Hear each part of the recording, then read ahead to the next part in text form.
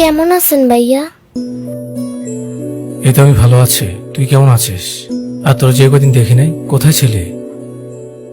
আমি ভালো আছি, কিন্তু আম্মা একটু অসুস্থ, তাই এই কদিন বাসার সব কাম আমারই করা লাগছে।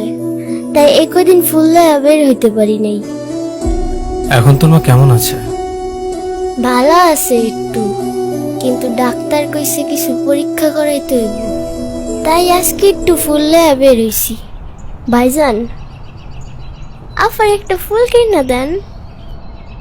ফুল নেওয়ার যোগ্যতা সবাই রাখে না।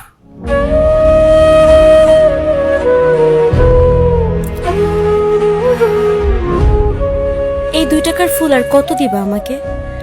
রোজ রোজ এই একই ফুল দিতে দিতে ফুলের ভ্যালুটাই তুমি কমায় ফেলতেছো।